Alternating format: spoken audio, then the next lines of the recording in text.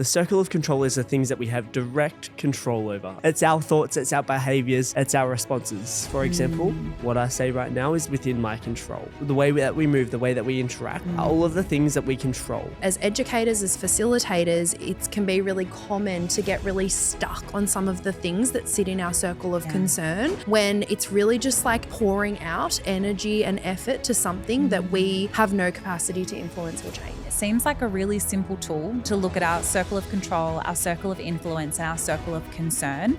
But when we are feeling as though we're maybe overwhelmed, that there is a lot going on in our world, that things kind of feel like they're all piling up, it's a great tool to be able to step back and reframe. Podclass acknowledges the traditional and true custodians of the land we meet on here today, the Wurundjeri people of the Kulin Nation. We're grateful to be here. So no one told you teaching was gonna be this way. Your lesson plans are jokes, your patience broke, you're feeling in disarray. It's like you're always stuck in report writing, when it hasn't been your day, your week, your month, or even your school year. But I'll be here for you. When the students start to riot, I'll be here for you. even if your coffee's gone cold, I'll be here for you, 'cause you're there for them too. Yeehaw, welcome back to Podclass. This is the one on circle of control. Yeehaw. Yeah, I don't know, it's just my on vocabulary cowboy right culture, now. but we would think otherwise. And that was Will Massara, in case anyone was wondering.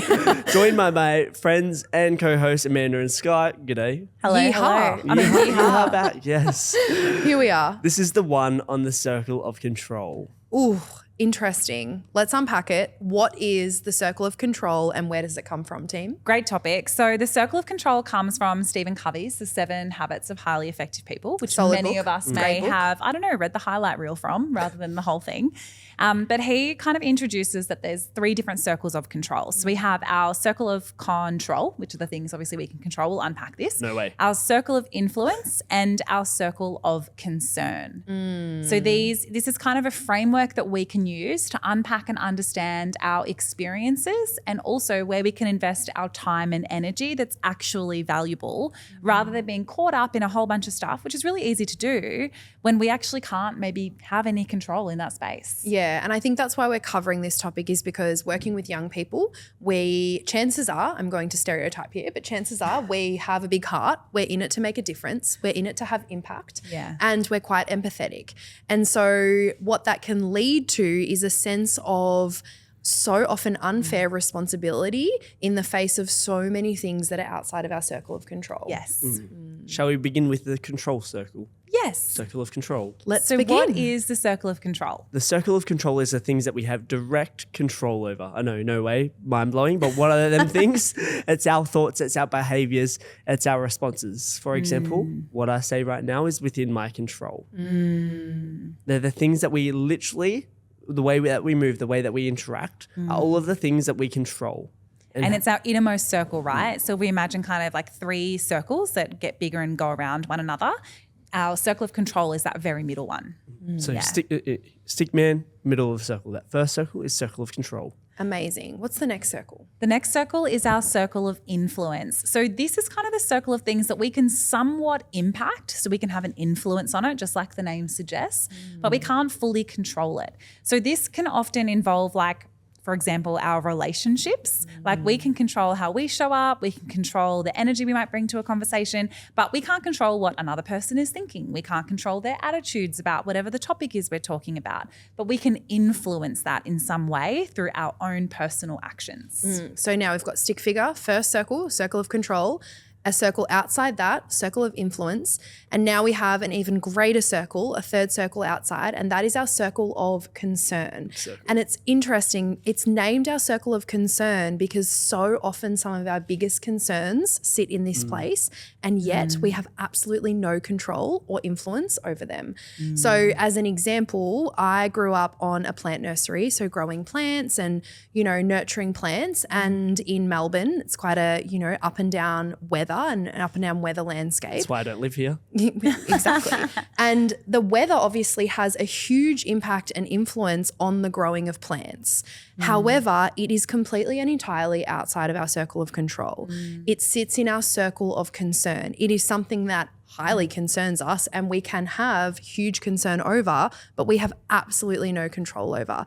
And I think as educators, as facilitators, it can be really common to get really stuck on some of the things that sit in our circle of concern when it's really just like pouring out energy and effort to something that we have no capacity to influence or change. And if we stay on the plants, but within our circle of control would be what seeds we're planting, right? Totally. And what season we're planting them in, all of that kind of stuff. And in our circle of influence will be how we support the plants to not get too many weeds and how we fertilize them to grow as best as possible and, you know, all of those kinds of things. Yeah. So and if we think about a school example, like something that is outside of our circle of control is our students' home lives. We don't have influence or control over what happens to them when they leave the school gates, the choices that they make, the home lives that they're going back to, whatever it might be. Which must be hard sometimes, right? Can be really, as a teacher, so it is, I think, the number one hard. thing that I know plays on my mind, sometimes leaving school. But I remember, for example, I've taught a student previously who didn't have like the most positive home life experience. They were safe in their home environment,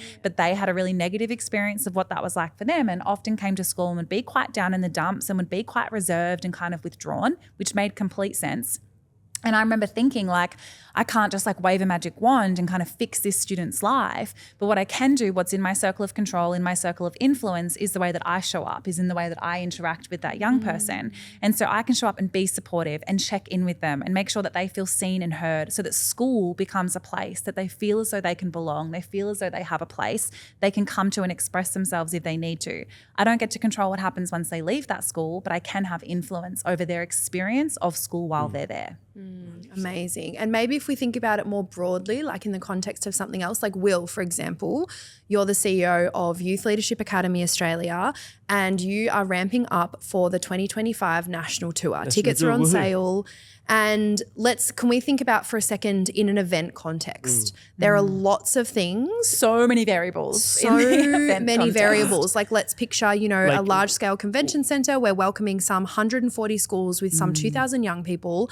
What are the things in your circle of control, your circle of influence, and your circle of concern? Yeah, incredible. So one of the things very much in our circle of control is when we start the day. That's like something very much within our circle of control. However, if we look outside of the circle of concern, I remember a few years ago we hosted one of our very first big events in Perth.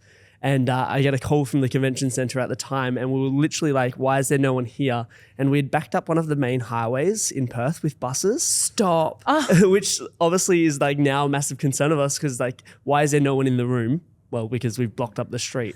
Because so many people were trying to get to the Yeah, event. exactly. And like, I guess the roads would be in our concern.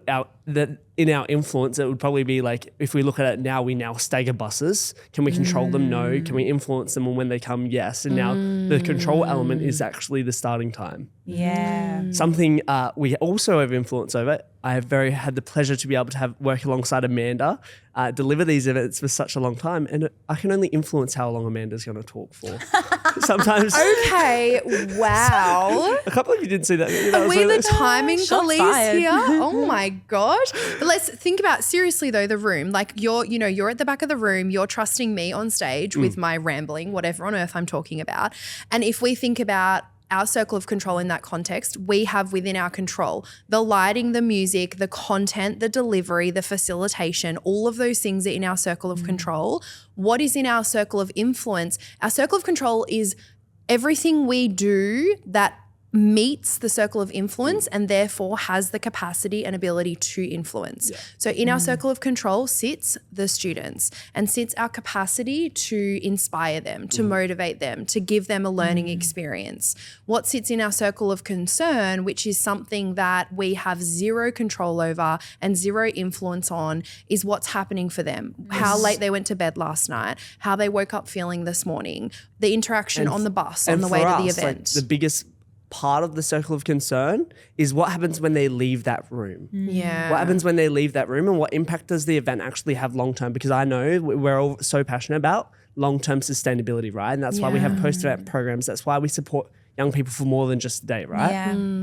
So if we kind of wrap this up and put it back into an education context, this is just a really important, it seems like a really simple tool to look at our circle of control, our circle of influence, and our circle of concern. But when we are feeling as though we're maybe overwhelmed, that there is a lot going on in our world, that things kind of feel like they're all piling up, it's a great tool to be able to step back and reframe and actually categorize the things that we currently have to do or we're feeling concerned about, and identify what sits in each of those circles, and then focus our energy on those two middle circles, our circle of control and our circle of influence. And energetically, you can be present to the things in your circle of concern, and they can be passion areas of yours and things you'd love to see change in. But knowing Passion areas? passion areas. Oh, passion areas. Ooh. Yeah. Passion area. Spacebar. You know, I'm for example, I'm really, really passionate about changing the education system to better suit the needs of young people, but I can't just like march up to the Prime Minister's office and demand that there's a systemic change overnight. Totally. But what I can do is I can focus on my circle of control and influence within that. Yes. That may eventually have a flow-on effect. And, you know. One of the things that I'm hearing is like our responsibility to certain situations within the circle of influence and within the circle of concern is one of the biggest things that we can do as a teacher, right? Yeah. Absolutely. And I think it's so easy to get overwhelmed. It's so easy to be overwhelmed with the never-ending list of tasks, with the never-ending list of administration items and pressures. And so if we are feeling overwhelmed, maybe that's the time to actually pull in our little stick figure drawing with our circles and go, what is the biggest thing overwhelming me right now? Is there anything sitting in that circle of control? Because facts are, I have no influence over that. But what I do have influence is what sits in my circle of control, and I can acknowledge what sits in that circle of influence. So who I can influence or where I can go to influence. And hopefully that's a way to become less overwhelmed, because if everyone, you know, if I know where we all similarly feel that overwhelm and it's almost like everything is stacked on top of us or in a backpack on our, weighing us down on our shoulders. And some of those things that we're carrying around, lugging around day in and day out are things that we have zero capacity to control or influence. And when we're just focusing on the circle of concern, it can feel really paralyzing. It can feel like we can't do anything, we can't take any action, we've got no control. And so it's a really great way to also take back some of our power and take back some of that feeling of having control in our life, of focusing on our circle of control and our circle of influence. And like when these frustrations do come up, whether it be with the system, whether it be with policies, whether it be whatever, really, I encourage you to literally look at it and be like, how can I control this and what can I actually do to be able to move it in the direction that I need it? Yeah. And we break it down. Instead of seeing it as this big overwhelming thing, we look at what are the small things every day that are in my circle of control, in my circle of influence, that I can do to make a change and make a difference. And this little stick man is actually, I would highly encourage it. Or woman, or person. Stick human. I would highly encourage you to show your young people this as well, because there is no more important time than at teenagehood for young people to understand that there are so many things outside of their control. There are so many things outside of their circle of influence that they can be aware of, that they can be concerned about, and that their reactions are their responsibility and within that control circle as well. It's a simple tool, but it's a really powerful tool. And I think, yes, another reason it's so powerful is because what sits in our circle of control is our responsibility, and the amount to which we are awake and aware of that and implementing that is the amount to which we are holding our best chance of influence.